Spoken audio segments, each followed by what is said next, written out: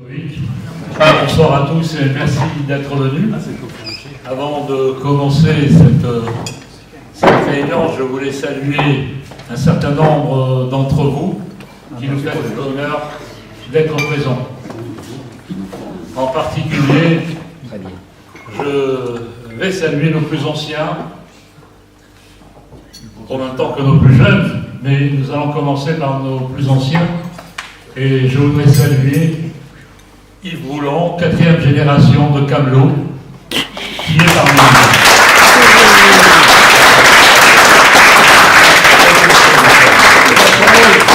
nous. Je voulais également saluer mon ami Aurélien Fournier, habitué de nos réunions et depuis plusieurs générations, participant à notre combat. Bravo.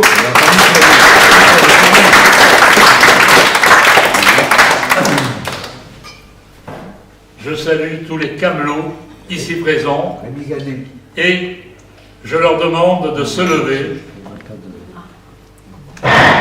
maintenant.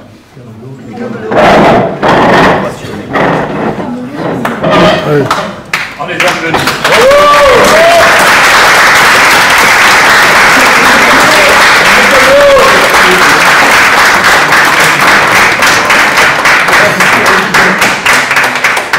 Je salue également la présence de notre ami Rémi Ganet, beaucoup plus jeune, mais sa famille depuis plusieurs générations a fait l'honneur de servir l'Action française et la cause royaliste. Bravo.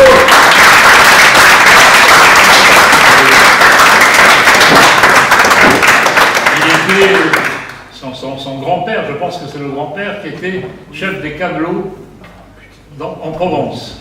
Bravo!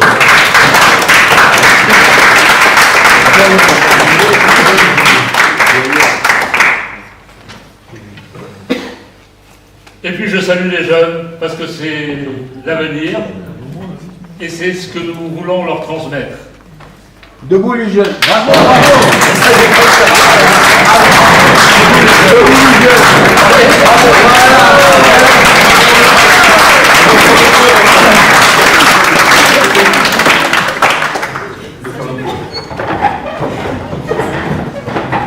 Et vous, monsieur Birkovic, qui êtes-vous? Plusieurs personnes se posent ce soir cette question. Et la raison de votre présence ce soir parmi nous, présence qui nous fait honneur. Alors si vous me permettez, je ne vais pas faire un long discours. Vous êtes de mère française et de père yougoslave. Vous avez 45 ans, marié et heureux père de famille. Vous êtes diplômé de l'European Business School, avec l'accent. Et dès la sortie de cette école prestigieuse, vous vous êtes investi dans l'humanitaire. L'humanitaire et dans l'écriture. Plusieurs ouvrages à votre actif, ce qui révèle une activité très intense. Vous vous êtes dirigé également dans l'étude de la géopolitique. Vous êtes président de l'association Est-Ouest et engagé dans cette humanitaire depuis 2005. En 2005, c'est l'année qui suit le pogrom qui a eu lieu au Kosovo, où plusieurs villages ont été détruits et des populations serbes décimées. Lorsque les avions de l'OTAN bombardent la radio serbe, faisant parmi les journalistes 16 victimes que les médias internationaux ont soigneusement et superbement ignorées. C'est pas assez fort. Vous-même, vous vous êtes porté comme bouclier humain sur le fameux pont de Belgrade, lors de ce bombardement de l'OTAN. Cela a donné lieu à un de vos livres, Les martyrs du Kosovo. La presse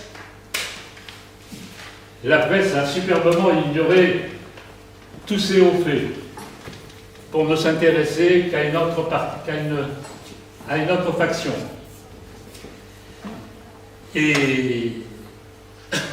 Mais nous ne combattons pas la liberté de la presse. La liberté de la presse est essentielle dans nos pays, dans nos civilisations. C'est un honneur, cette liberté. Mais lorsque cette liberté se transforme en manipulation des opinions publiques, des opinions publiques, elle devient un déshonneur et une insulte à l'intelligence. C'est la raison pour laquelle, pour établir un certain nombre de vérités, vous avez écrit plusieurs ouvrages.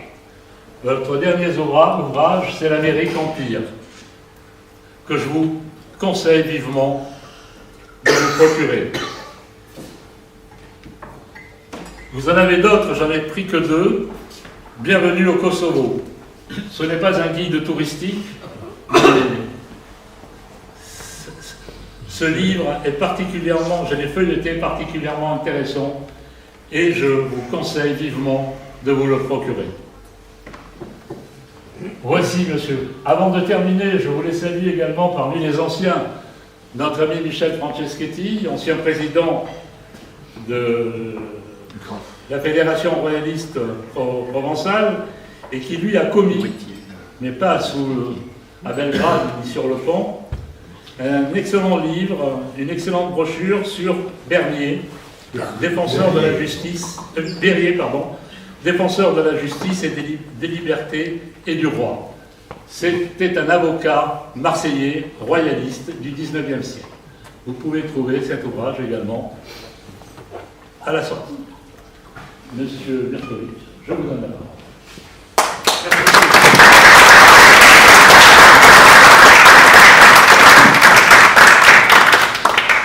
Merci beaucoup pour cette invitation. Est-ce que vous entendez?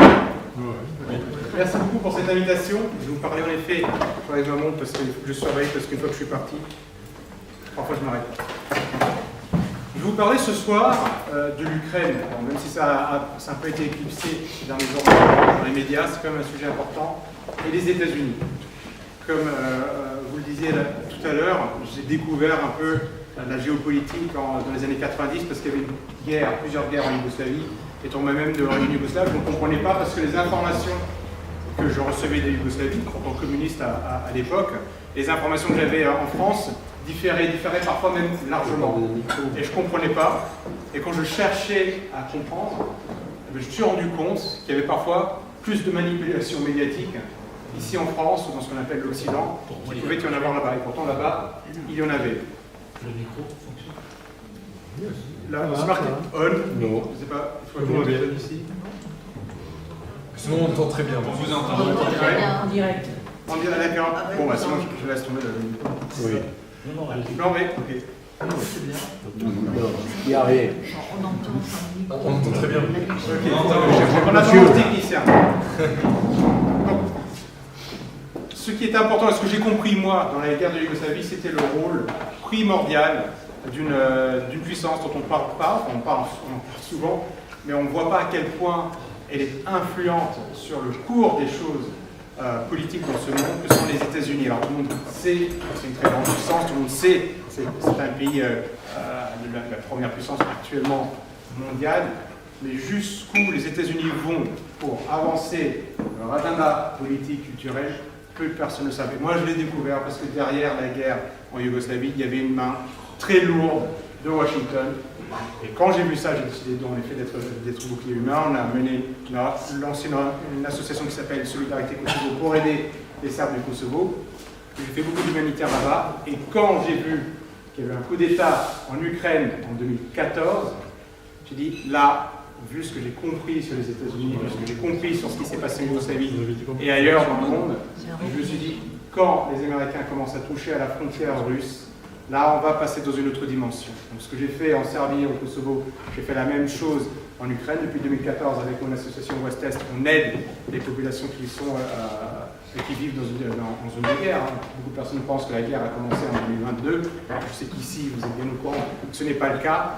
Mais ça fait depuis 10 ans que je dis attention, attention, si on n'arrête pas cette guerre rapidement, ça va dégénérer. Je vais commencer tout de suite par les États-Unis. Les États-Unis sont un empire. Qu'est-ce que c'est qu'un empire? C'est un État ou un ensemble d'États qui sont soumis à une seule et même autorité. Alors, vous allez me dire, mais les États-Unis ne s'appellent pas empire. Quel est donc cet empire qui ne dévoile pas son nom?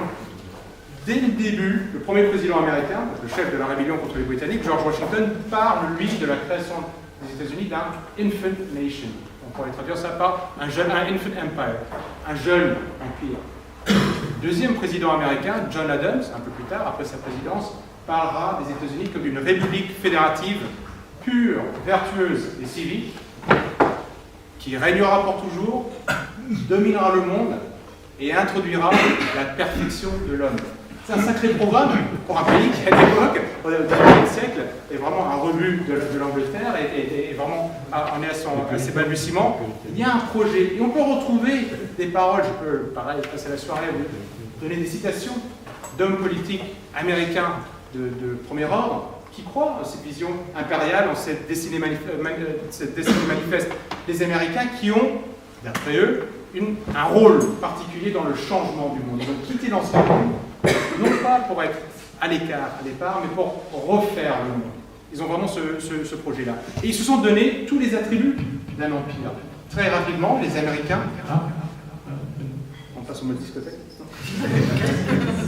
Est-ce que... Ouais, je ne sais pas si c'est le micro qui marche. D'accord. Ils se sont donné des attributs progressivement, les Américains ont cette volonté et ils vont. Alors quand je dis les Américains, je mets toujours, je fais une petite parenthèse, je ne mets pas dans le même panier tous les Américains, je en parlerai tout à l'heure, il y a plein d'Américains qui sont fantastiques. Dans mon livre, je cite beaucoup d'Américains qui dénoncent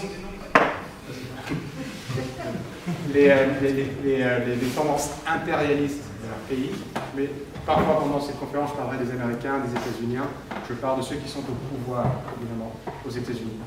Dès la fin de la Deuxième Guerre mondiale, je vais juste assez rapidement là-dessus, les États-Unis mettent en place les instruments d'un ordre mondial dans lequel ils sont indispensables. Au début du XXe siècle, ils sont déjà la première puissance mondiale. À la fin de la Deuxième Guerre mondiale, ils s'appuient sur le dollar, qui devient la monnaie de réserve mondiale, grâce à Bretton Woods. Ils mettent en place l'ONU, le FMI, l'OMC, le GATT, qui deviendra plus tard l'OMC, la Banque mondiale. Ces organisations ont des noms, on pourrait dire neutres. Banque mondiale, on dit la Banque mondiale, c'est une banque pour tout le monde. Non, c'est une banque américaine. Le président de la Banque mondiale est nommé par le président des États-Unis. Le FMI, vous avez une minorité de blocage au FMI. Pour avoir tout ce qui est vote important au FMI se fait, il faut avoir 85% des voix. Les Américains ont 16%. Ils peuvent bloquer ce qu'ils veulent au FMI. Bref, toutes ces institutions sont mises en place parce que les États-Unis ont cette vision mondialiste. Quand on parle de mondialisme, quand on parle de l'Empire américain, c'est la même chose. Mondialisme, c'est juste ça passe mieux. Ça, c'est le premier point. Deuxième prérogative de l'Empire, c'est l'armée. Que fait un empire? L'empire accroît son domaine, son territoire. L'armée américaine dispose de 700 bases dans le monde. 700 bases. La France, la Russie et le Royaume-Uni, à nous trois, on a à peu près une trentaine de bases à l'étranger.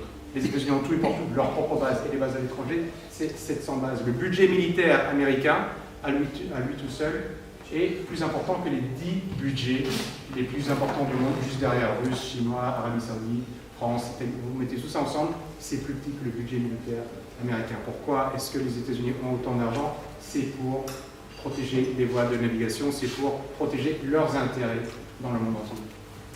L'économie est évidemment le troisième point, le troisième pilier de cet empire américain. Comme je le disais tout à l'heure, ils ont mis en place à la fin de la Deuxième Guerre mondiale déjà tous les outils qui leur permettent de détendre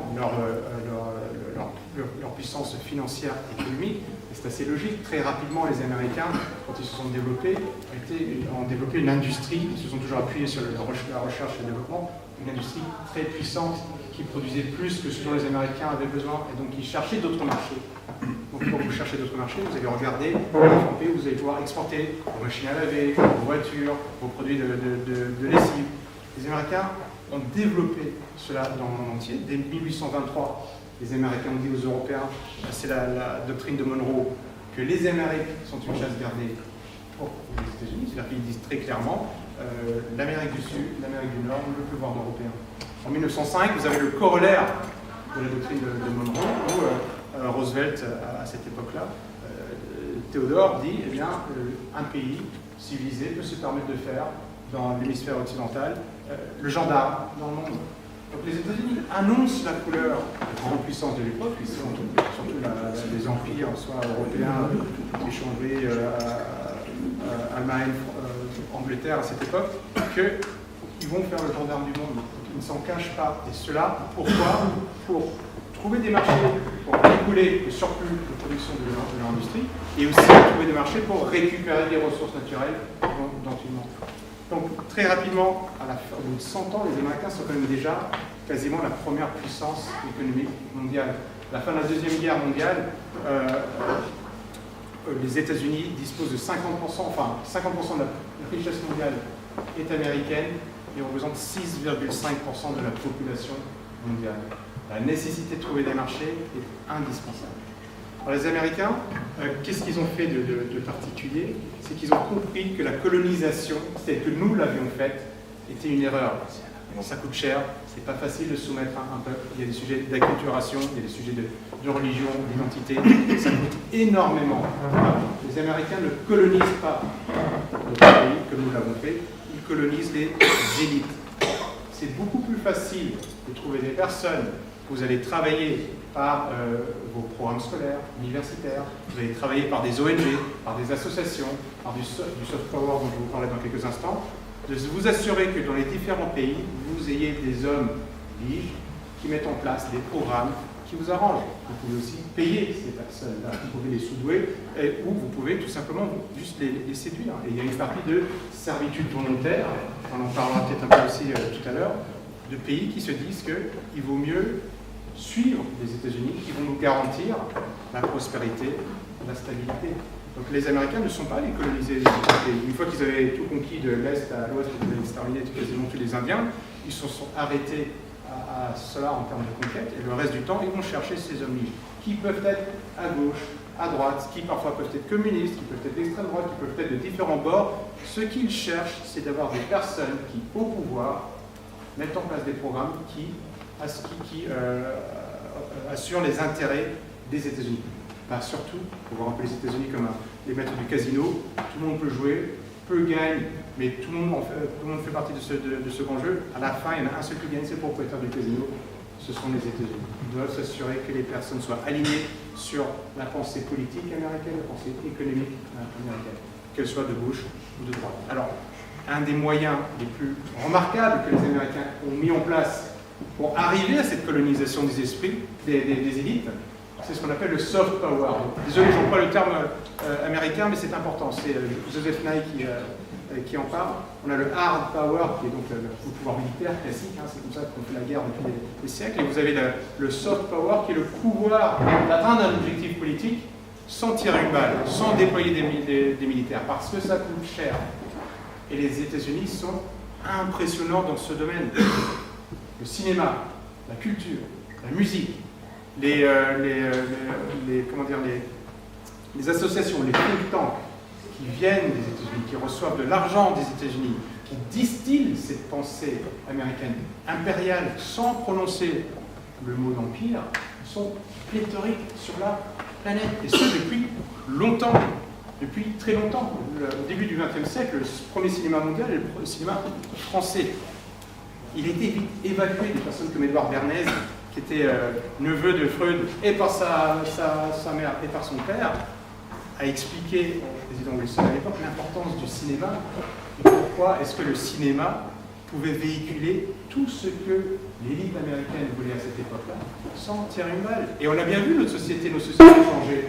Nous-mêmes, nous nous sommes américanisés, pas parce que nous avions des pistolets américains sur notre temps, mais parce que nous avons regardé leurs films, leur cinéma, on a écouté leurs chansons. Et puis, évidemment, nos élites n'ont cessé de dire, eh bien voilà, il faut suivre les États-Unis parce que les États-Unis défendent la liberté, défendent la démocratie.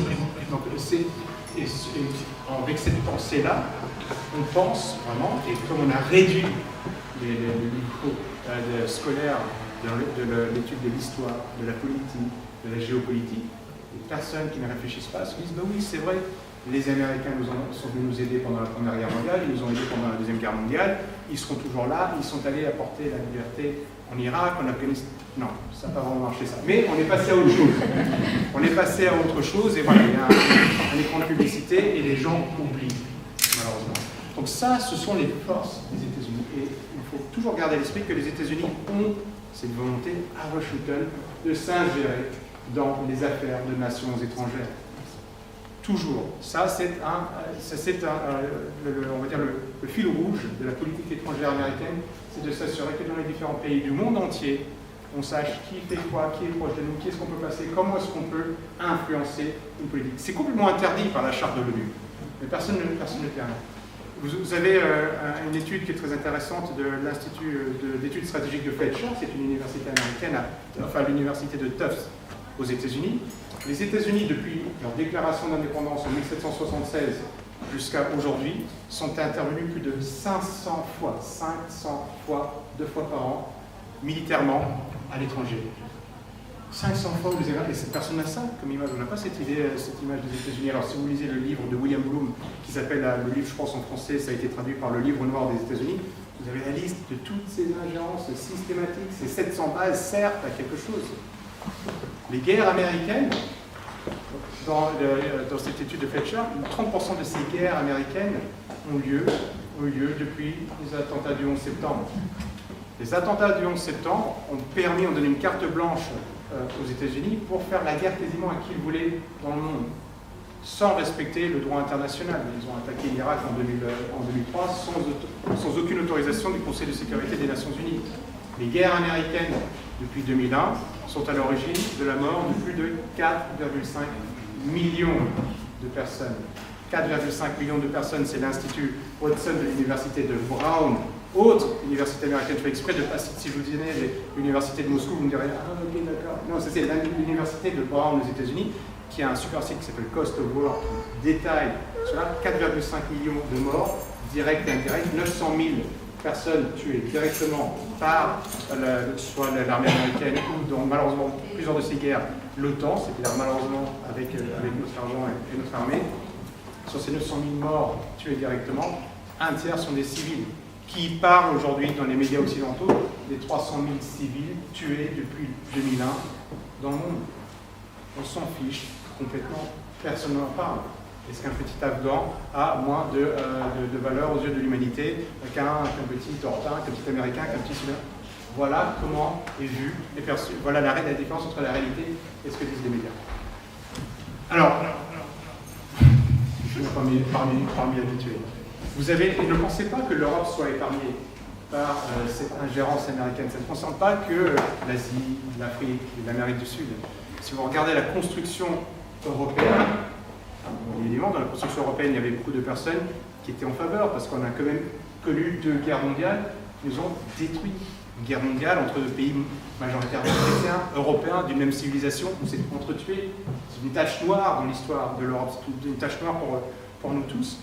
Dans la construction européenne, même s'il y avait des Européens sincères qui s'étaient dit qu'on allait pouvoir éviter les guerres, le financement, l'aide, l'orientation de l'Europe que nous avons construite aujourd'hui est clairement piloté par Washington. L'argent qui a servi au mouvement, le mouvement européen, des mouvements de gauche et de droite, c'est de l'argent qui est arrivé pour partie des États-Unis, pas uniquement. Ils ont appuyé les personnes qu'ils voulaient, les personnes qui étaient intéressantes. Ils ont identifié qui il fallait mettre en avant. Jean Monnet, pour Charles de Gaulle, était un agent américain. Il était très très proche, beaucoup plus proche du pouvoir américain qu'il était du pouvoir français. Il a beaucoup plus servi les intérêts des États-Unis que les intérêts des Français. Donc l'Europe n'est pas... Si vous voulez lire un livre un peu intéressant sur jusqu'où les Américains sont allés pour construire cette Europe ou même diviser les Européens, je vous invite à lire le livre de Daniel Ganzer sur les missions Stay Behind de l'OTAN. Ce sont des missions d'ingérence directement qui ont été assimilées par le Parlement européen à des opérations de terrorisme où des membres de l'OTAN, des membres des forces armées des différents pays européens ont été impliqués dans des histoires de bombardement. Alors souvent c'est des histoires dans les médias d'extrême droite et d'extrême gauche, mais quand on tire un peu les ficelles, eh bien on se rend compte que, pas tout le temps, mais souvent il y avait aussi la patte de l'OTAN, c'est-à-dire derrière des États-Unis. Donc, ce modus operandi américain est assez simple aujourd'hui. Ils essayent de séduire des élites dans les différents pays. Que ce soit un mouvement de droite ou de gauche, ils s'assurent que la personne une fois au pouvoir ou les personnes défendent les intérêts des États-Unis. C'est beaucoup plus facile d'appeler un ministre en disant cette loi que vous avez envie de passer qui veut limiter la pêche aux côtés de Saint-Pierre-et-Miquelon aux navires français, ça serait bien de la mettre de côté et de permettre de rappeler aussi que nous, Américains, on aimerait pouvoir aller pêcher du côté de Saint-Pierre-et-Miquelon. Voilà, c'est comme ça que ça se passe. C'est comme ça que ça se passe aujourd'hui. Donc ils vont faire ça, ils vont avoir leurs zombies. Alors je ne dis pas qu'ils appuient sur un bouton, mais la personne obéit. C'est un peu plus compliqué que ça. Et c'est beaucoup plus facile de négocier avec un ministre, avec un parlementaire que vous connaissez. Le parlementaire, il a la liberté de dire non, il peut dire aux Américains non. Les Américains, ils ont aussi des moyens, des façons de faire comprendre que ce serait intéressant pour la France de voter telle loi. Parce que sinon, les Américains pourraient, pour l'an prochain, un achat de je ne sais quoi, passer par notre prestataire. Donc c'est le jeu qu'ils ont mis en place. Si un État commence à montrer des velléités d'indépendance, de ne pas suivre la politique atlantiste américaine, eh bien, les Américains peuvent organiser, ils l'ont fait plein de fois, ce qu'on appelle des révolutions de couleur. Alors pourquoi des révolutions de couleur? Parce que souvent il y a un nom fleuri derrière, donc on ne dit jamais c'est une révolution organisée par la CIA pour déstabiliser un pays. Non. On parle de la révolution orange en Ukraine, la révolution des roses en Géorgie, la révolution du jean en Biélorussie. Il y a toujours un petit nom derrière, sauf que derrière ces noms, alors dans les médias, on dit que ce sont des combattants, ce sont des jeunes qui sont dans la rue parce qu'ils veulent la démocratie, parce qu'ils veulent la liberté d'expression. Non, ce sont surtout des jeunes qui sont dans la rue parce qu'ils ont été manipulés par des ONG, entre autres américaines ou atlantistes, qui à un moment donné leur ont dit il faut descendre dans la rue parce que tel président en Arménie, en Géorgie, le printemps arabe, c'est un exemple concret aussi, ne s'aligne pas sur notre politique de la région. Et donc il est temps de le faire tomber. Et ces révolutions de couleur fonctionnent. Elles ne fonctionnent pas toujours, mais quand elles fonctionnent, comme par hasard, on a un gouvernement qui arrive en place et qui va s'aligner sur les États-Unis. Et là, c'est des bonnes révolutions. Ça, on a le droit de faire ça. Troisième point, quand les Américains n'arrivent pas, via ces différentes révolutions de couleur, via le soft power, via les réseaux qu'ils ont mis en place d'influence, de finance, de séduction des élites du monde entier, eh bien, ils font la guerre. Ils font la guerre, c'est ce dont je vous parlais il y a quelques instants. 500 guerres depuis 1776. Ils n'ont pas peur du tout d'aller envoyer leurs garçons, leurs filles, se battre à l'autre bout du monde pour des causes officieusement belles, en tout cas nobles, louables. C'est toujours par altruisme, évidemment, que les Américains font la guerre. En réalité, toujours pour des raisons, évidemment, économiques. Je vais prendre d'influence. Je vais prendre l'exemple concret de l'Ukraine. Dans mon livre, il y a 2 pages de pub dans cette conférence, c'est la première.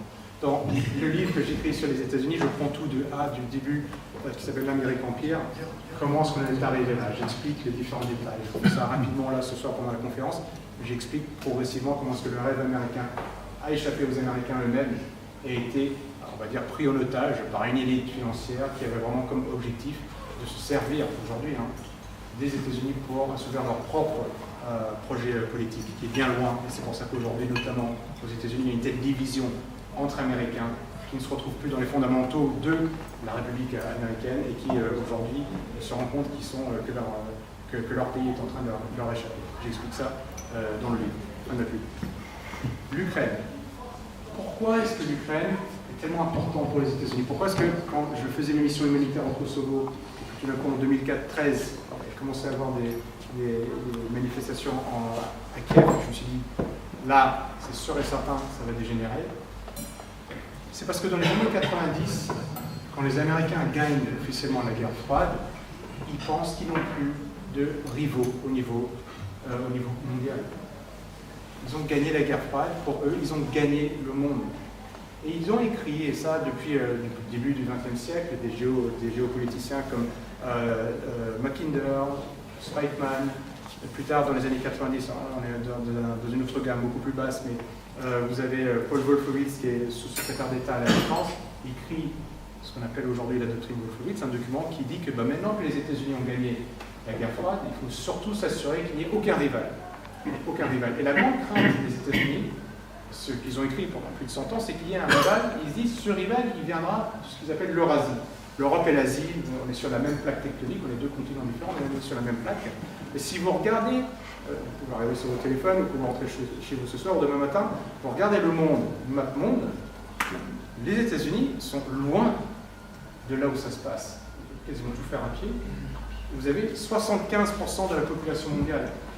Vous avez 70% des ressources naturelles connues à ce jour dans cette région-là. Et ceux qui sont en train de piloter le monde, ceux qui sont à la tête de la plus grande puissance économique, elle est très très loin, elle est à plusieurs milliers de kilomètres de ça.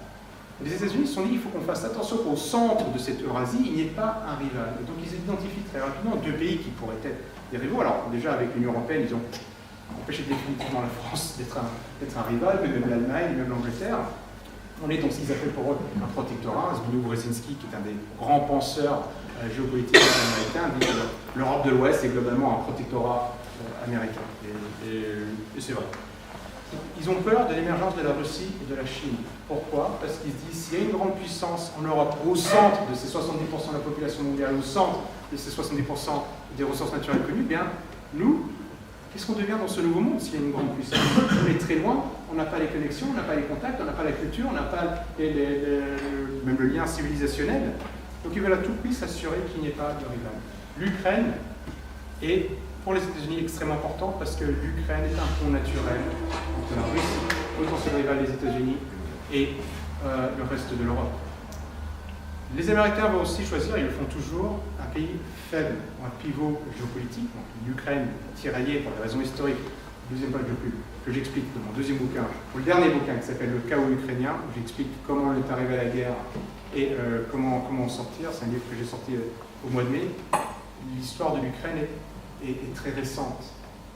Et ça, peu de personnes le savent. Avant le 19e siècle, vous ne trouverez aucun livre qui vous parlera d'un peuple ukrainien. L'Ukraine a été inventée, on peut dire, en 1922 par les bolcheviks. Staline, lors du 10e congrès du Parti communiste et le 12e congrès, parle de la nécessité d'ukrainiser les villes russes. Ils disent bien sûr qu'il y a une nation ukrainienne. Et il y a des personnes, et ça, je le lise juste pour être sûr qu'il n'y ait pas de malentendu, il y a des personnes qui se sentaient au début du XXe siècle ukrainiennes. Il y a eu un rejet pour une partie des habitants de cette région-là qui ne s'appelait pas Ukraine, qui s'appelait la Petite Russie. Il y a une partie de cette région-là qui a été sous influence polonaise, allemande, et qui a développé vraiment une volonté d'être une nation, d'être un pays, et c'est leur droit. Ce n'était pas le cas de tous les habitants de cette région-là. Et les communistes disent, eh bien, au 12e congrès du Parti communiste de l'Union soviétique, Staline dénonce deux menaces pour l'Union soviétique, que sont d'abord le chauvinisme grand russe. Ils en voient bien que dans l'appareil soviétique, les Russes, ils ont tendance à garder leur réseau, ils ont des restes de l'époque blanche, donc il faut vraiment s'attaquer à ça. Et la deuxième menace, c'est ce qu'il appelle le régionalisme local, c'est du nationalisme. Mais entre les deux, le plus grave, c'est le chauvinisme grand russe. Donc, on va aider, c'est pas grave si un peu de nationalisme ukrainien est qui naît, mais on va encourager l'apprentissage de la langue ukrainienne qui n'est pas parlée par tous les habitants. Ils ont dessiné des frontières. Les frontières de l'Ukraine dont on parle aujourd'hui, alors c'est clair que ça bouge un peu tous les jours, mais l'Ukraine avant 2014, cette frontière a été dessinée par les communistes. L'ouest de l'Ukraine appartenait avant à la Pologne. En tout cas, pendant 4 siècles, 5 siècles, appartenait à la Pologne, a été rattachée à l'Ukraine par Staline. La Crimée a été rattachée à l'Ukraine par Khrouchtchev. Pareil, je ne dis pas que cela ne justifie pas le combat de certains Ukrainiens qui veulent une nation, mais ça explique aussi que cette région est compliquée. Et s'il y a une chose à retirer de l'histoire de l'Ukraine au XXe siècle, c'est que les Ukrainiens n'ont cessé de faire la guerre entre eux.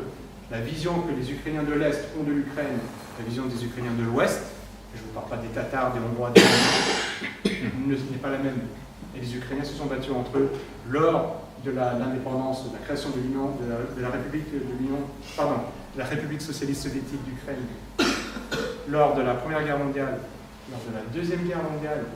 Les Ukrainiens se sont affrontés entre eux. La Deuxième Guerre mondiale, les Ukrainiens nationalistes se sont mis du côté des nazis, ils se sont battus contre d'autres Ukrainiens qui eux étaient dans l'armée rouge. Et ça, on ne le rappelle pas. Et lors de la création, l'indépendance de l'Ukraine en 1991, qui a été menée par le chef du Parti communiste ukrainien, il y a de nouveau des divergences entre Ukrainiens de l'Est et de l'Ouest, et qu'on voit lors de chaque édition. Donc c'est une zone fragile. Et les Américains appuient, évidemment, là où ça fait mal, comme ils l'ont fait en Yougoslavie. Vous avez un pays qui est un peu artificiel, C'est un pays qui était monarchiste au début, qui n'a jamais eu le temps de se développer puisqu'il y a eu la Deuxième Guerre qui est arrivée et tout de suite après Tito et le communisme. Et donc on a eu ensuite une Yougoslavie communiste, mais c'était plus facile d'appuyer sur un pays divisé, sur un pays où les peuples s'étaient battus auparavant. Pour les Américains, il fallait à tout prix que l'Ukraine ne fasse pas partie, ne soit pas un pont naturel entre la Russie et le reste de l'Europe. Donc ils s'appuient sur la fragilité de l'Ukraine pour la déstabiliser. Les Américains, je vous ai expliqué tout à l'heure les méthodes qu'ils mettent en place avec leurs ONG, avec leurs think tanks, parfois même avec des grands groupes d'avocats ou de conseillers. Dès avant la chute du mur, la chute du communisme, George Soros, qui est donc élu, alors lui, il ne travaille pas pour le gouvernement américain. Il est complètement aligné sur la pensée américaine, l'empire américain, le mondialisme. C'est un atlantiste, il a ses fonds propres, c'est un milliardaire, et on le retrouve souvent avec ses associations à côté des associations américaines qui défendent l'atlantisme. Alors, ils ne disent pas l'atlantisme, ils disent la liberté, la démocratie, etc. George Soros se vante lui-même d'avoir été présent en Ukraine avant 1991. George Soros dit qu'il voulait remplacer l'Union soviétique par l'Union Soros. Les Américains sont présents en Ukraine, comme ils le sont partout dans le monde, j'explique dans mon livre également, via différentes agences, dont une qui s'appelle la National Endowment for Democracy, la NED. C'est une organisation qui est financée par le gouvernement américain. On n'a que des caciques, des anciens responsables politiques américains c'est censé être une organisation neutre, mais elle n'est absolument pas. Ils financent des mouvements. Ils financent des mouvements sur comment faire un tract, comment faire une manifestation, comment est-ce que l'Ukraine devrait rentrer dans l'Union européenne. Ce sont des programmes qui sont extrêmement politiques. En 2004, il y a une élection controversée. On dit que l'un des candidats aurait eu recours à la fraude, c'est possible, je ne sais pas. En tout état de cause, très rapidement, ce candidat ne pesait pas à Washington. Donc, on l'accuse tout de suite de fraude. Peut-être qu'il a fraudé, je pense même qu'il a dû frauder. Mais dans la nuit, vous avez des milliers de jeunes qui arrivent dans la rue, qui sont passés entre les mains de ces différentes associations. Donc les leaders sont passés entre les mains de ces différentes associations. On a eu la révolution orange, parce que les manifestants étaient en orange. Et si vous regardez, vous remontez un peu dans le temps, vous regardez les informations, c'était tous ces jeunes, regardez comme c'est beau, c'est ce qu'on disait chez nous, hein. Regardez ces jeunes comme c'est beau, ils veulent la démocratie, ils sont contre la fraude. Le patron de la NED, Alan Weinstein, lui dit que grâce à la NED, la NED fait aujourd'hui ouvertement ce que la CIA faisait 25 ans auparavant, clandestinement. C'est-à-dire que les Américains s'en cachent pas du tout. C'est complètement interdit de s'immiscer dans les affaires d'une nation souveraine. C'est complètement interdit par le droit international, par la charte de l'ONU. Ils le font, ils ne s'en cachent pas. Et vous avez McFaul, qui est l'ancien ambassadeur des États-Unis à l'époque en Russie, qui dit très clairement, oui, il écrit dans Washington Post lors d'une interview, c'est vraiment, c'est ingéré. On s'est immiscé dans les affaires politiques de l'Ukraine, parce qu'on pensait que cette révolution orange était bonne. Donc, ils ne s'en cachent pas, il y a cette révolution orange, et donc, ils mettent en place leur candidat. Malheureusement, ça ne marche pas, parce que l'Ukraine est un pays très pauvre. Avant la guerre, l'Ukraine pourtant c'est un pays qui a un potentiel incroyable, et c'est un pays qui a été ruiné par 70 ans de communisme et qui a été mis en coupe réglée par des oligarques qui sont distribués les richesses et qui ont régné région par région. Donc l'Ukraine était devenue une oligarchie. Donc c'est un pays qui est extrêmement pauvre, et l'oligarque en place, choisi par les atlantistes, n'a pas fait le travail, n'a pas apporté de boulot aux Ukrainiens. Et la seule chose qu'exportait l'Ukraine, malheureusement, c'était des Ukrainiens. Il n'y a pas eu la prospérité qui a été promise, il n'y a pas eu l'aide des Américains, il n'y a pas eu l'aide de l'Union européenne. Aux élections présidentielles qui ont suivi, le candidat malheureux qu'on avait accusé de fraude gagne. Et là, on cherche partout, on a dit il a dû frauder, mais sauf qu'il y avait des responsables de l'OSCE qui étaient sur place, qui ont dit, non, écoutez, là, il n'y a pas eu de fraude. Donc il est en place. Et lui, c'est un malin, il joue aussi bien avec l'Europe qui veut l'attirer dans son giron que la Russie, il prend le meilleur des deux côtés. Et on arrive à un moment, en 2013, où il y a un pacte. Et ça, c'est important, il a le choix entre deux pactes. Un pacte qui est proposé par l'Union européenne, un pacte de 600 millions d'euros, où l'Europe promet qu'elle va aider l'Ukraine à devenir un pays démocratique, civilisé, etc., et prospère. Et en contrepartie, Moscou fait une autre proposition, à 20 milliards. 600 millions à Bruxelles, 20 milliards à Moscou. L'Ukraine est le pays le plus pauvre d'Europe à cette époque-là. Le président Yanukovych hésite entre les deux projets. Tout le monde est certain qu'il va signer le projet européen. Sauf qu'au mois de novembre 2013, il décide de signer le pacte avec la Russie. Et la Russie a dit en plus, vous pouvez signer les deux. Nous, il n'y a pas de problème. Les Européens ont dit non, vous devez signer juste avec nous. Il y avait une exclusivité. Les Russes ont dit vous signez avec nous, vous signez avec les autres, c'est pas grave. Ils décident de signer avec les Russes. Qu'est-ce qui se passe? Mais en moins de 24 heures, la place Maïdan, qui est la grande place de Kiev, remplie de monde. Qui sont ces jeunes? Ce sont des personnes issues des réseaux sociaux, et des réseaux sociaux où les meneurs, on va dire les influenceurs, sont des personnes qui ont été formées par différentes ONG américaines qui ont dit à ces jeunes qu'il fallait que l'Ukraine suive la voie européenne parce que l'avenir de l'Ukraine était forcément en Europe. Alors, le paradoxe, là, c'est qu'en plus, non seulement il y avait ces jeunes, mais comme ils sentaient que ça allait être un peu compliqué, ils ont été rejoints par des groupes de caricatures, je ne veux même pas dire d'exemple, mais des groupes de néo-nazis qui sont arrivés, qui étaient sur la place Maïdan, après de ces jeunes, il n'y avait aucun problème. Pour les médias, ça c'est les gentils nazis. C'est genre, j'ai découvert quelque chose en 2013, c'est qu'il y avait des méchants nazis et des gentils nazis. Là, c'était les gentils nazis. Ils étaient ouvertement, ils se revendiquaient ouvertement de Bandera, du bandérisme, qui est un criminel de guerre, qui est quelqu'un qui est responsable de la mort de milliers de Polonais, de Juifs pendant la Deuxième Guerre mondiale, enfin lui et son idéologie. Ça n'a posé aucun problème, parce que, et ça, les Américains s'appuient toujours sur des mouvements de jeunes galvanisés, hein, quelle que soit l'idéologie. Ils sont appuyés sur les moudjahidines en Afghanistan contre les soviétiques, contre des djihadistes en Bosnie contre les Serbes, avec des mafias nationalistes albanaises contre les Serbes également au Kosovo. Ce qu'il faut, si vous allez renverser un système, c'est pas avec des jeunes démocrates centristes que vous allez faire. Si vous allez renverser un système, si vous allez descendre dans la rue et vous battre, et il faut quelqu'un de galvanisé, quelqu'un qui croit dans son idéologie, quelqu'un souvent un peu extrémiste, canalisé par les Américains ou leurs oblige sur place. Il y a cette manifestation du Maïdan. Lors de cette manifestation du Maïdan, alors de nouveau dans les médias, tout le monde dit c'est parfait, c'est magnifique, Bernard Miévy va sur place, Victoria Nuland va sur place, voilà, tous les apôtres de la paix et de la démocratie vont sur place pour dire au monde entier que c'est quelque chose de très très bien. On a les enregistrements aujourd'hui de Victoria Nuland, sous-secrétaire d'État de Barack Obama, sur place en train de discuter avec Jeffrey Payet, qui est l'ambassadeur des États-Unis, où ils sont en train de décider qui vont mettre en place au gouvernement une fois qu'ils ont chassé Yanukovych. Il n'a même pas encore été chassé dans les débuts février 2014. Il n'a pas été chassé, ils sont déjà en train de décider. On a l'enregistrement. Victoria Nuland, pour la suite d'Irak, les Américains ont investi plus de 5 milliards de dollars pour apporter la démocratie en Ukraine. Donc les Américains se sont servis de l'Ukraine pour empêcher la Russie de devenir un pont naturel.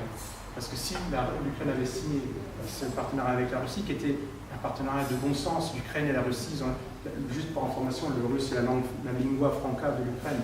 Tout le monde parle, la plupart des personnes, moi aujourd'hui. Mais à l'époque, tout le monde parlait russe. Parce que c'est pour des raisons historiques, pour des raisons culturelles, parce que c'était aussi l'Union soviétique après. C'était du bon sens. Bien, ils ont mis fin à ce partenariat et avec la Russie, ils ont chassé Manu Militari, le président démocratiquement élu par les Ukrainiens. Suite à ça, il y a une guerre civile dans le Donbass en 2014, donc la guerre n'a pas commencé en 2022, elle a commencé en 2014, des Ukrainiens qui se battaient entre eux. Contre les manifestants du Maïdan, le président Yanukovych a envoyé la police contre les manifestants du Donbass se sont révoltés contre ce coup d'État. Le nouveau pouvoir à Kiev a envoyé l'armée. Et à l'Occident, on dit plus rien. Là, on passe à autre chose, PSG, OM, Malina, tout ce que vous voulez. On change de sujet. Donc l'Ukraine, à ce moment-là, est réglée par les Américains. Tout de suite après le Maïdan, le patron de la CIA arrive. Joe Biden, qui était, c'est intéressant, à l'époque vice-président, il était 4 ou 5 fois sur place en Ukraine. Vice-président américain qui vient dans le pays le plus pauvre d'Europe. Ce n'est pas anodin. La CIA est sur place, il dit lui-même qu'il parle plus avec Poroshenko, qui est le premier président sorti de ce coup d'État, il parle plus avec Poroshenko qu'avec sa propre femme. Il place son fils Hunter à la tête de Burisma Holding, qui est la plus grande société ukrainienne de vente d'hydrocarbures. Son fils ne connaît rien du tout aux hydrocarbures. Il vient d'être viré de la marine pour usage de cocaïne. son père, Joe Biden, vice-président, il le place Burisma. Et il fait chasser à l'époque le procureur qui s'enquête un peu trop sur Burisma et qui dit qu'il y a des histoires, pas forcément liées à Hunter Biden, mais liées à cette société. Et Joe Biden se vante à l'époque-là de l'avoir fait virer. Donc il ne se cache même pas qu'il contrôle l'Ukraine. Et il transforme l'Ukraine petit à petit en pays anti-russe. L'idée n'est pas de dire que l'Ukraine doit être pro-russe. L'Ukraine, si ils veulent créer, les Ukrainiens veulent créer l'Ukraine, ils doivent avoir la liberté, mais là, ils sont sous influence américaine.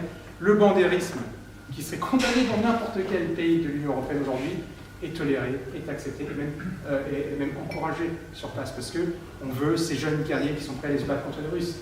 Les Américains permettent cette galvanisation de la jeunesse ukrainienne qui n'a rien, qui est toujours pauvre. De nombreux des milliers d'Ukrainiens continuent de fuir. Et les Américains encouragent ça, on réduit l'usage de la langue russe. Et il ne faut pas oublier que tout l'Est et le Sud du pays parlent au russe. C'est pour ça qu'il faut le savoir, on n'en parle pas, on n'en a pas parlé dans les médias. Donc petit à petit, l'Ukraine est devenue un pays, était en train de devenir un pays anti-russe. Pourquoi est-ce que Poutine est intervenu? Pour quelques raisons très très simples. La première, c'est la défense de sa frontière. C'est une décision qui je pense qu'elle a dû être terrible pour lui, terrible pour nous tous, mais qui est dure pour la défense de sa frontière. Pourquoi? La Russie a été envoyée, et ça pareil, on ne connaît pas parce qu'on n'a plus à l'école aujourd'hui, mais la Russie a déjà été envahie plein de fois dans son histoire. Moi, je ne suis pas là pour raconter l'histoire des pauvres petits Russes qui n'ont jamais rien fait de mal à personne et de l'autre côté, il n'y a que des méchants qui leur veulent du mal. Ce n'est pas le cas, ce n'est pas des enfants de cœur. Mais la vérité historique est que les Russes ont été envahis par les Lituaniens, par les Polonais, par Napoléon, par nous, 2 fois par les Allemands, par les Suédois, toujours par ces mêmes plaines de l'Ukraine. C'est une zone stratégique. C'est par là que tous les envahisseurs sont arrivés, à part les Huns. Ça, c'est une autre histoire. Mais en tout cas, les Européens de l'Ouest sont toujours arrivés par là. Donc les Russes ne peuvent pas permettre à cette région-là d'être occupée par l'OTAN, qui est une organisation ouvertement anti-russe. L'OTAN, il y a plein de menaces sur Terre, mais je ne sais pas pourquoi, depuis ces dernières années, même avant l'Euromaidan, avant l'invasion de l'Ukraine par la Russie, n'a cessé d'organiser des exercices militaires sur la frontière russe.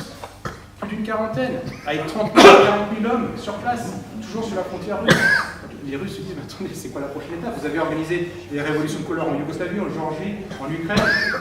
Qu'est-ce qui dit qu'on ne sera pas la prochaine cible? Et il ne faut pas oublier que en 89, quand le mur de Berlin tombe, les Occidentaux, les Atlantistes, négocient avec la Russie. Ils promettent qu'en contrepartie de la réunification de l'Allemagne, l'OTAN ne s'avancerait pas, c'est James Baker, le secrétaire d'État américain à l'époque, les Américains et l'OTAN promettent de ne pas pousser l'OTAN, enfin de ne pas avancer l'OTAN un pouce vers l'Est.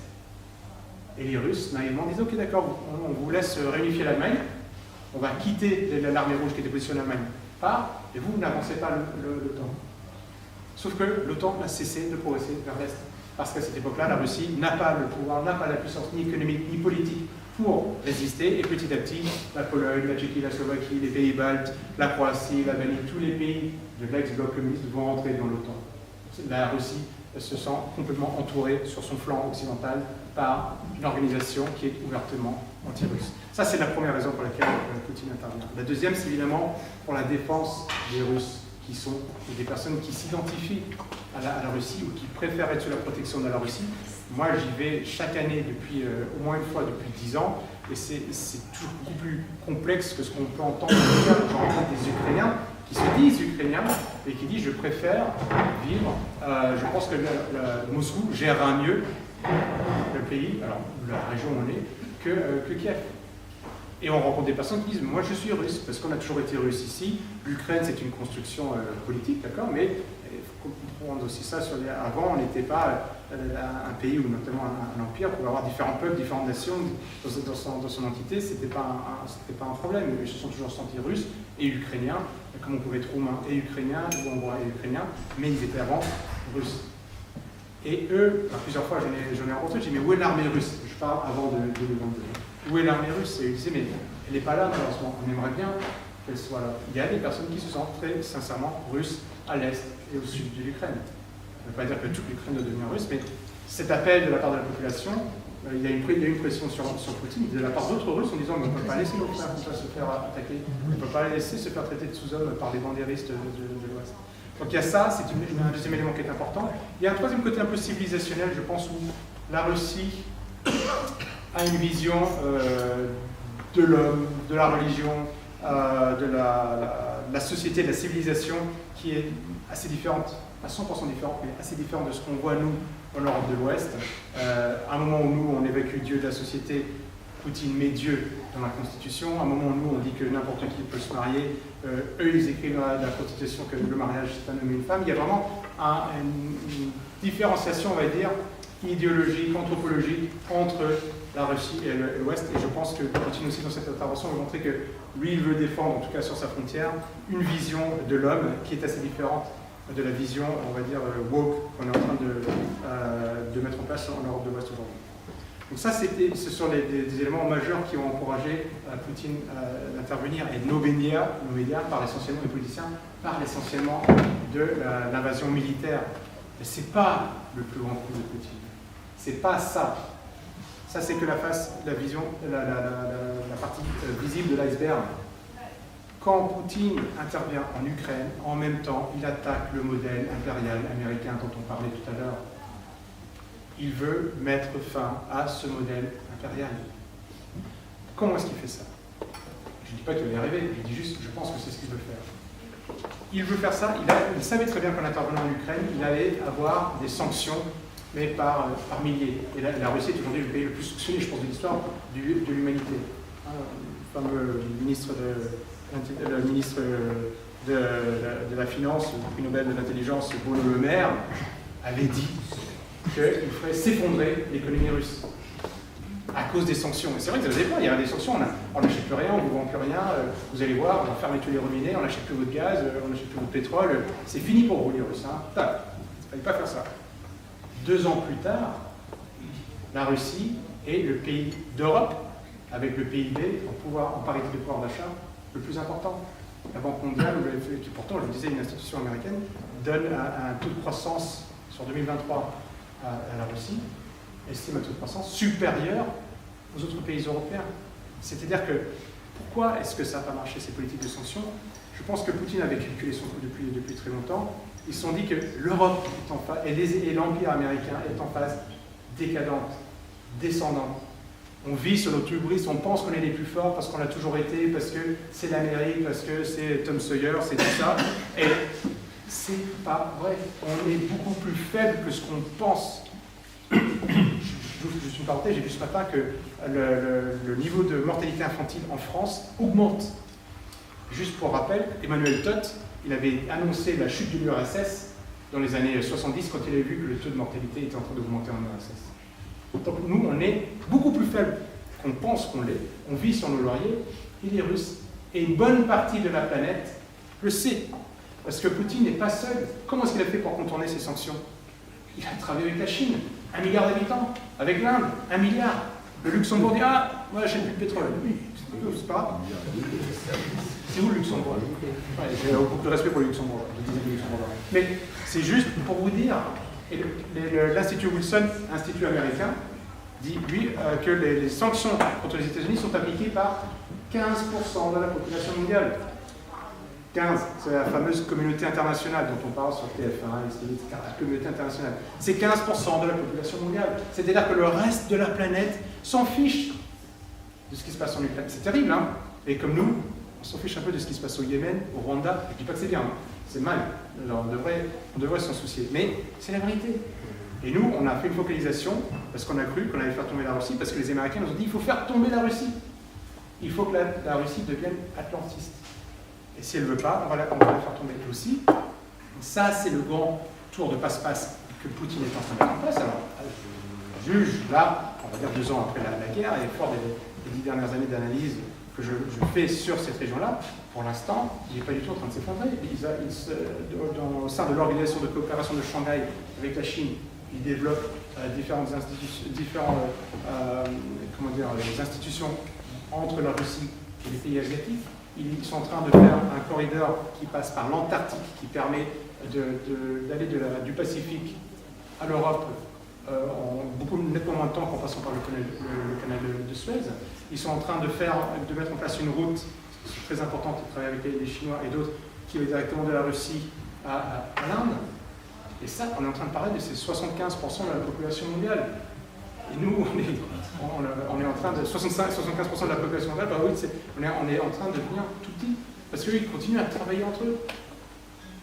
Aussi, la Russie met en place une dédollarisation. Alors pourquoi est-ce que c'est important? Parce que le dollar est un des piliers de l'économie américaine. Je n'en ai pas parlé tout à l'heure, mais les États-Unis ont fait de leur monnaie la monnaie de réserve internationale. Ce qui veut dire qu'ils peuvent quasiment imprimer à volonté leur dollar. Il y a des règles économiques qui ne peuvent pas faire tout ce qu'ils veulent, mais aujourd'hui, l'endettement américain, c'est 90 000 milliards de dollars. L'endettement public, c'est 30 000 milliards de dollars. Le premier budget, la première ligne budgétaire des Américains, quand ils payent leurs impôts, c'est rembourser la dette.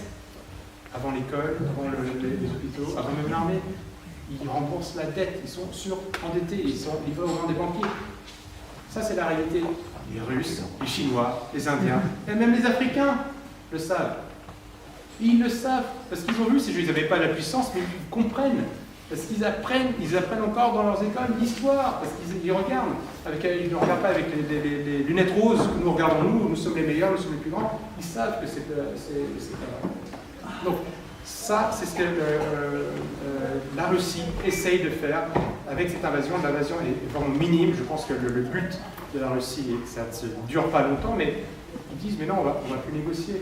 Ils voient très bien que l'OTAN, au bout de 2 ans, n'a pas réussi à faire reculer la Russie. Là, on sait même qu'il n'y a plus assez de munitions dans les stocks de l'OTAN. C'est-à-dire que n'importe quel pays pourrait quasiment débarquer en France demain. Alors, certains le font déjà tout de suite aujourd'hui, mais n'importe quel pays peut débarquer. Il n'y a plus de munitions. On ne peut pas mener une guerre de haute intensité. Et les armes qu'on a fabriquées, qui sont super sophistiquées comme dans les salons, ne sont pas toujours aussi adaptables sur du combat de terrain avec des températures de -20 qui peuvent monter qui vont jusqu'à -40. Donc ça, c'est la réalité du terrain. Et le monde occidental commence à se réveiller un petit peu, mais pas tant que ça. Alors, je voudrais terminer sur la France. Parce que nous, là-dedans, qu'est-ce qu'on devient? Qu'est-ce qu'on fait? La première chose qu'on doit faire, c'est avant de choisir un côté, une couleur, dans la guerre des boutons, c'est quel est l'intérêt de la France? Quel est notre intérêt? Nous étions la première puissance mondiale du XVIIe siècle, et depuis on a cessé de chuter, nul carré aussi là. Les dernières personnes qui essaient de défendre la souveraineté de la France, c'était pas facile, je sais qu'il n'était pas populaire parmi le général de Gaulle, qui avait encore cette volonté de faire de la France un pays indépendant, qui a résisté contre la pression des États-Unis, qui a réussi à mettre des bases militaires en Allemagne, en Italie, qui a réussi à mettre en place une politique très pro-américaine. De Gaulle a résisté. Malheureusement, après De Gaulle, on a eu Pompidou, banquier Rothschild. Aujourd'hui, on a Macron, banquier Rothschild. Entre les deux, il n'y a rien eu de bon. Et il n'y a personne qui défend encore les intérêts de la France, des Français. Donc, très rapidement, ce que la France doit faire, c'est un beau programme, c'est qu'il faut à tout prix sortir de ce modèle impérial américain. On doit sortir de ce protectorat. Parce qu'on a les pieds et mains liés. Quand on vend des sous-marins aux Américains, les Américains nous poignardent dans le dos et disent « Ah, c'est bon business !» Ils nous enlèvent le dossier. Quand on veut vendre des bateaux Mistral à la Russie, au moment appel Hollande, il dit « Stop !» Voilà, c'est avant la guerre de 2022. « Stop !» Il ne faut pas faire ça. Et Hollande obéit. Les Américains, Edward Snowden, qui s'est réfugié en Russie, Américain, qui travaillait pour la CIA, a montré au monde entier les outils impressionnants mis en place par les États-Unis pour nous surveiller. Ils espionnent nos présidents, ils espionnent le Parlement européen, ils espionnent notre propre Parlement, ils espionnent nos industriels. Et on ne dit rien. Donc, on doit retrouver notre souveraineté, on doit sortir du carcan américain. Ça ne veut pas dire qu'on veut faire les guerres contre eux, c'est une grande puissance, mais ça veut juste dire qu'on veut retrouver notre souveraineté. Je pense que ce serait aussi important de retrouver une France spirituelle, je pense chrétienne. Je pense que c'est important parce qu'on est une décadence morale qui ne permettra pas, si on se défait des États-Unis juste pour retrouver la même société que ce qu'ils nous ont créé, ça ne marchera pas. Donc il faut un renouveau spirituel en France et en Europe. Je pense que c'est important. Renouveau spirituel qu'on voit ailleurs dans le monde. C'est pas ringard d'avoir une religion dans le reste du monde. Ça l'est aujourd'hui en Nord de l'Ouest, mais ça n'est pas forcément dans le monde entier. Et je pense que c'est important pour reconstruire la France. Donc, Je vais terminer sur deux auteurs que je suis sûr que vous connaissez. Le premier, c'est Chateaubriand.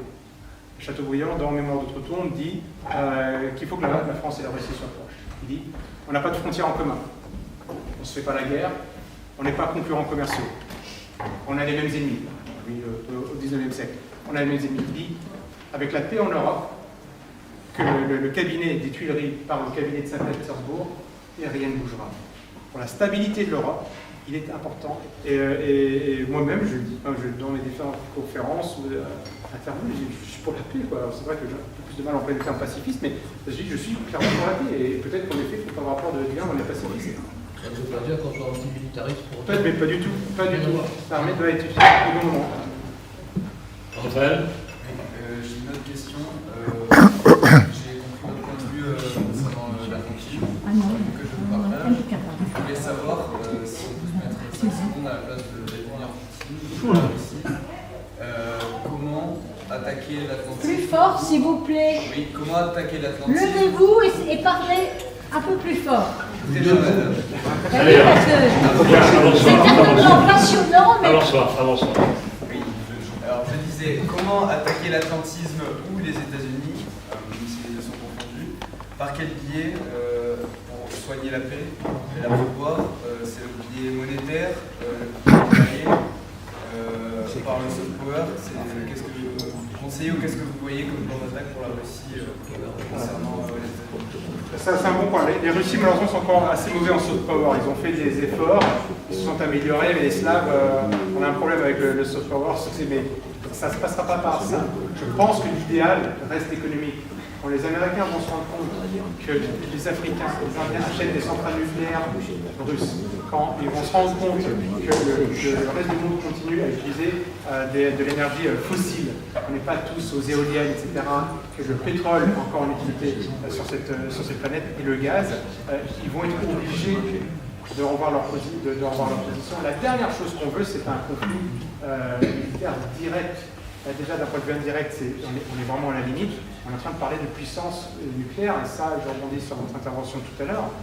Si cette guerre aujourd'hui verra, elle peut très vite devenir nucléaire. Et là, il n'y a plus de pacifiste, il n'y a plus de militaire, c'est fini. Donc je pense que c'est extrêmement important, et dans l'esprit de Poutine, de ce que je crois, en tout cas, je ne suis pas du tout dans ce certain team, mais ce que je vois, c'est le travail que la Russie continue de faire pour améliorer ses relations économiques et politiques avec le reste du monde. Le Nicaragua a voté une loi permettant l'implantation de bases militaires américaines en Amérique du Sud. Vous voyez, alors on est sur le registre militaire, mais le geste est avant tout politique. La Russie continue, Lavrov, le ministre des Affaires étrangères, continue de faire le tour du monde sans qu'on en empêche. Il noue des relations, il signe de nombreux contrats. La Russie est exportatrice nette. L'Allemagne, aujourd'hui, est entrée officiellement en récession et elle importe plus qu'elle exporte. Alors que c'est le poumon, on nous a dit, c'est le poumon économique de l'Europe. La Russie exporte plus qu'elle importe.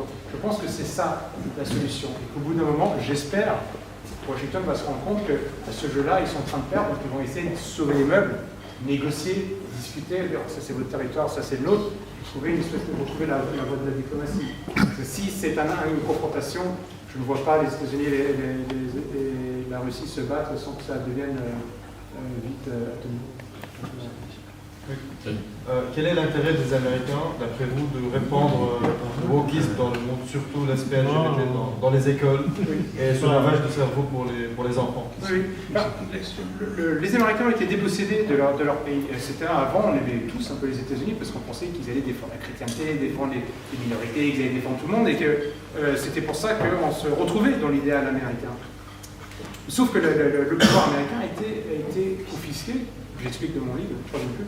A été confisqué par une élite financière qui a tout intérêt à s'enrichir.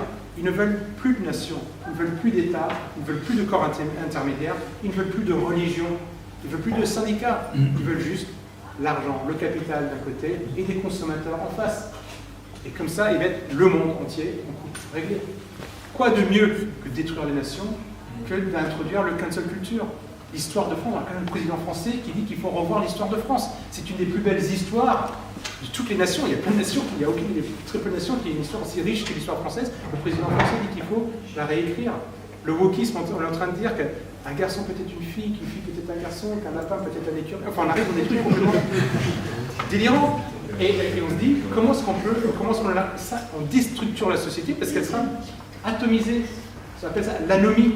Il n'y a plus de lien entre les deux. On va tous éviter dans des villes, des villages, peut-être des mégacités. Il n'y aura plus de lien entre nous. Plus de lien affectif, plus de culture en commun, plus rien. Juste des consommateurs avec les lunettes 3D. On dira, dans un périmètre de 15 km.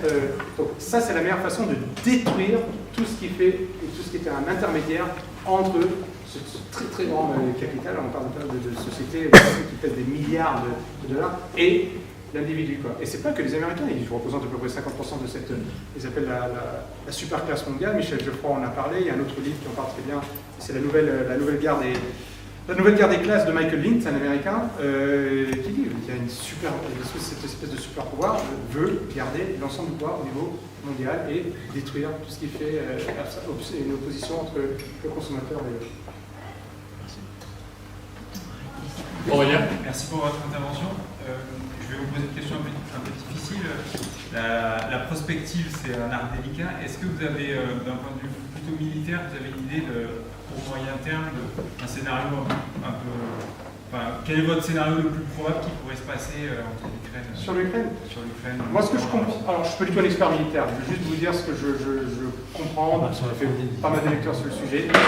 Je pense que là, clairement, les Russes ont mis en place des défenses où ils veulent vraiment affaiblir l'armée ukrainienne, qui envoie par vague, c'est terrible, des milliers de jeunes Ukrainiens qui sont également, juste pour les Russes, c'est difficile, pour la région aussi, parce que c'est des orthodoxes chrétiens, ils ont pour beaucoup d'entre eux une langue en commun, une religion en commun, et ils viennent s'empaler sur ces défenses russes.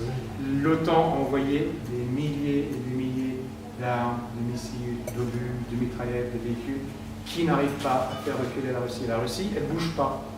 Elle ne bouge pas, là, en ce moment, elle tente quelques contre-offensives. Je pense que l'objectif de la Russie, c'est d'user l'armée ukrainienne jusqu'à ce qu'elle ne puisse plus avancer. Et ensuite, ils vont dérouler, on verra l'état du monde à ce moment-là, ils vont récupérer les 4 oblasts dans leur totalité, enfin qu'ils ont annexé en 2022. Il est possible, à mon avis, là je vais me mouiller, il est possible qu'ils aillent jusqu'à Kiev, qui est dans les chroniques de Nestor au Moyen-Âge et même dans l'imaginaire, l'histoire des Russes qui soient dans l'est de l'Ukraine, au sud ou en Russie même. Kiev est la mère de toutes les villes russes, c'est la chronique de Nestor au Moyen-Âge qui dit ça, Kiev est la mère de toutes les villes russes. Je pense qu'ils iraient là. Récupérer l'ouest de l'Ukraine me paraît très compliqué, ils sont trop anti-russes dans cette région-là, ils ont développé leur propre culture identitaire. Les Russes peut-être vont l'occuper, mais ils s'en serviraient comme monnaie d'échange. Ce qu'ils voudront en tout cas, est certain, c'est qu'ils n'arrêteront pas tant que l'Ukraine ne sera pas identifiée officiellement, enfin, ne sera pas qualifiée de pays neutre. C'est pas dégradant d'être neutre. Le Mexique est neutre, la Suisse est neutre, la Serbie est neutre, d'être un pays neutre. Et ils voudront s'assurer aussi que l'Ukraine ne soit plus un pays anti-russe. Il y aura un peu plus du boulot, ça va prendre un peu de temps. C'est ce que je pense. Juste une question. Vas-y. Approche-toi.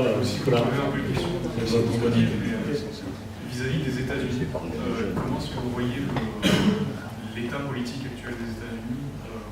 Est-ce qu'ils sont divisés en eux-mêmes? Et qu'est-ce que ça pourrait amener dans l'avenir? Est-ce que vous voyez les États-Unis rester un pays unifié à long terme? Est-ce qu'il y a moyen qu'il y ait une deuxième guerre civile des États-Unis? Est-ce qu'il va y avoir un effondrement économique? Est-ce qu'ils vont se redresser? Comment est-ce que vous voyez ça pour l'avenir des États-Unis? Et ça, je pense que c'est une très bonne question. Les États-Unis, je pense que Poutine aussi, il a ses Emmanuel Todd à lui qui ont fait les calculs sur la société de l'État de la société américaine. Les Américains n'ont jamais été aussi divisés, je pense, depuis la guerre de sécession.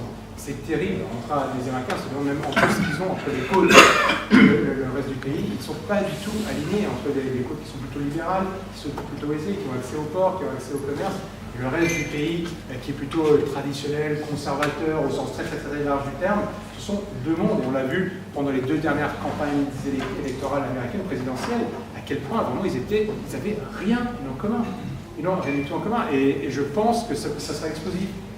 Je pense que ce sera vraiment explosif. Est-ce qu'ils sont prêts à aller jusqu'à la guerre civile? Parce qu'ils ont assez d'armes pour le faire s'ils le veulent. Je ne sais pas si ça pourrait aller jusque-là, mais on a quand même le Capitole qui a été envahi. Alors, c'était pas méchant, hein, mais c'était quelque chose d'extrêmement symbolique. Trump qui dit que les dernières élections ont été truquées, c'est quand même c'est fort. C'est quand même le pays qui donne des leçons de démocratie au monde entier et qui truque ses élections. Un truc qui ne va pas. Mais ils sont extrêmement divisés et ils ne sont pas reliés par quelque chose. Avant, la droite, les classes populaires, l'élite, il y avait un lien on va dire religieux, chrétien, même si c'était assez large. Il y avait cette vision d'être américain, d'être américain, les valeurs, la liberté d'expression,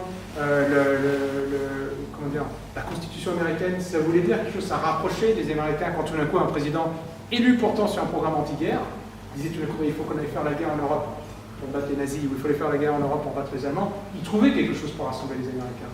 Ils avaient arrivé à trouver une fibre patriotique. Cette fibre patriotique, elle n'existe plus beaucoup du tout dans le camp wokiste, Trump, démocrate. Elle existe encore un peu chez on va dire la classe moyenne américaine qui est en train de se déliter, qui est entre ces deux côtes. Mais c'est ça, on voit les camps changent d'idéologie et de pensée. Ceux Américains-là ne veulent pas la guerre. Ils sont dans une situation économique qui est assez compliquée. Le chômage est bas, mais le système médical américain est en complète déliquescence. Les infrastructures américaines sont en complète déliquescence. Et l'Amérique va très très mal. Elle est malade. Donc moi, ce que j'espère pour les États-Unis, c'est qu'ils arrivent à pacifier tout ça et qu'ils se remettent un peu, qu'ils arrivent à trouver un chef qui ramène un peu d'ordre chez eux. Je n'ai pas trop le slogan Make America Great Again, mais le fait de se dire on va se focaliser sur les États-Unis, on va refaire des États-Unis un pays prospère, un pays enviable, un pays pacifique. Je pense que ça c'est quelque chose qui est bon, mais Trump est complètement adressé par le système en place, par les démocrates, et Biden, je ne sais même pas s'ils sont encore vivants pour les prochaines élections. Une dernière question. Juste un petit mot, ça nous mènerait loin. Vous avez cité un très grand géographe, je veux dire géopoliticien, qui était tombé dans les oubliettes, toute la théorie du Heartland. J'ai travaillé avec Komen Mesirovic et le général Pierre-Marie Gallois pendant 5 ans. En fait, on se retrouve dans cette configuration qui tient ce centre, tient le reste du monde, alors qu'on avait complètement oublié cette géopolitique. Oui. Donc, vous avez 100% raison. Cette identification du rival potentiel des États-Unis qui naîtrait au milieu du continent eurasiatique est connue depuis très longtemps. Voilà. Et c'est la crainte des États-Unis qu'au milieu de l'Europe, entre l'Asie, la Russie et les pays d'Europe de l'Est, une puissance plus nette qui peut distribuer aussi bien l'Europe de l'Ouest que l'Asie, que le Moyen-Orient, que l'Afrique. Donc c'est la grande crainte des États-Unis. Et ils font tout en ce moment pour que cette puissance émerge. C'est-à-dire que quand aux années 90, ils avaient gagné la guerre froide, le soft power, à mon avis, suffisait. oui. Mais le fait d'avoir fait des guerres en Yougoslavie, en Irak, en Afghanistan, ils ont fait peur aux différents pays en se disant, qu'ils se disaient, mais ils vont nous faire la guerre aussi, ils vont faire une révolution de couleur. Ils se sont braqués. Donc c'est pas bon pour eux. Maître Vincenti, une dernière question. Pour illustrer ce que vous disiez sur l'impérialisme américain, vous devez savoir, bien que vous soyez jeune, que FO a été une création de la CIA. Et j'ai eu l'illustration de ça parce que j'ai eu un collaborateur qui m'a avoué qu'il avait fait partie de FO et que c'était sa couverture comme espion américain. C'est documenté, c'est tout à fait vrai. Maintenant, je pense que la dernière question, c'est celle que vous sont en train de poser vos estomacs. Merci. Donc, je vous remercie.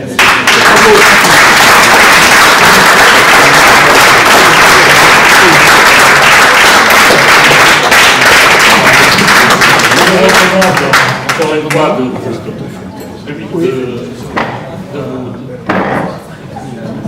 de vous rendre sur la table et de récupérer et d'acheter des livres pour parfaire votre formation.